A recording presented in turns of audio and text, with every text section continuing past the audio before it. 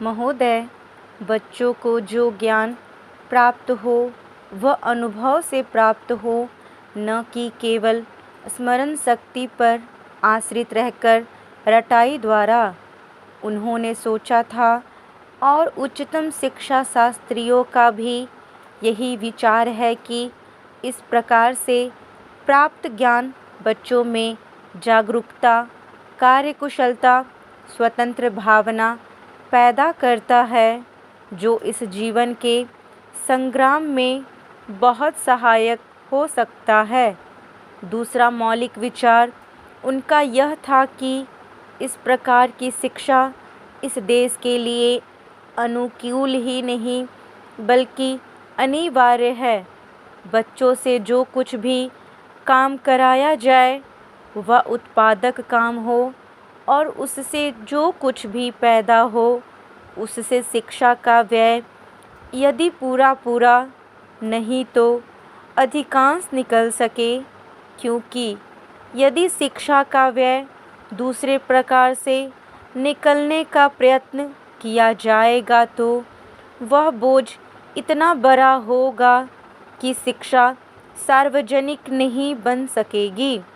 पिछले वर्षों में जो कुछ भी विचार किया गया था या प्रयोग करके देखा गया, उससे जहाँ तक मैं समझता हूँ वही निष्कर्ष निकाला जा सकता है जो पहले सम्मेलन में हुई बहस से निकाला जा सकता था। हमारे शिक्षा शास्त्रियों ने इस पद्धति की अनुकूलता और श्रेष्ठता तो मान ली थी, पर उनकी दृष्टि में इसके द्वारा शिक्षा का व्यय निकालना असंभव ही नहीं, अनुचित भी था। प्रयोग में देखा गया है कि इस पद्धति की उपयोगिता है और इससे पूरा नहीं तो अधिकांश व्यय निकाला जा सकता है। यह मैं प्राथमिक और माध्यमिक शिक्षा के संबंध में कह रहा हूँ। उच्च कोटि की शिक्षा के संबंध में अभी प्रयोग नहीं के बराबर हुआ है, इसीलिए उसके संबंध में अभी कुछ भी कहना संभव नहीं है।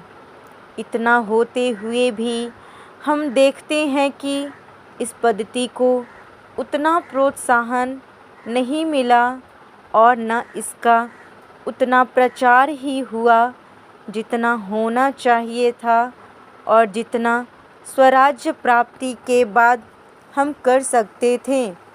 इसका कारण जहाँ तक मैं समझता हूँ यही है कि इसकी उपयोगिता प्रमाणित होने पर भी पुरानी पद्धति पर जो आस्था थी वह अभी दूर नहीं हुई है और इसी कारण शिक्षा के काम में जो व्यक्ति लगे हुए हैं उनका न तो इस ओर ध्यान गया है और न उन्होंने इस विषय पर गहराई से चिंतन ही किया है।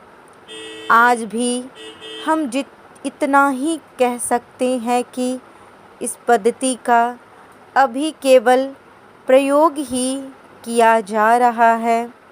इसे राष्ट्रीय कार्यक्रम मानकर हमारी सरकार ने उसको चालू करने का निश्चय नहीं किया और क्रियात्मक रूप से कुछ करने की बात तो नहीं के बराबर ही है। इसका परिणाम यह हुआ है कि पुरानी पद्धति की संस्थाएं दिन प्रतिदिन बढ़ती जा रही हैं और शिक्षा पर सरकार जो कुछ भी व्यय कर सकती है या करना चाहती है उसका बहुत बड़ा अंश उस पद्धति को ही बनाए रखने में व्यय हो रहा है और इस पद्धति को बहुत कम प्रोत्साहन मिला है। मेरा अपना विश्वास है कि शिक्षा में मौलिक परिवर्तन अवश्य किया जाएगा।